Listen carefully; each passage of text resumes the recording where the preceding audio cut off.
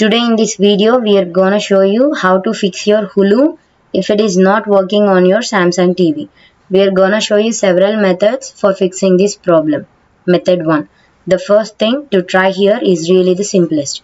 Just basically unplug your TV from the wall, wait about 60 seconds. Now don't be impatient, here wait for the 60 seconds, then plug it back in. This will reset your TV. If not clear the problem, let's go on to the next try. Method 2. You want to make sure that your software is all up to date. Go to settings menu, go to support, go to software update, then click update now. If there are any, and then reboot your TV. If this fixes your Hulu. Method 3.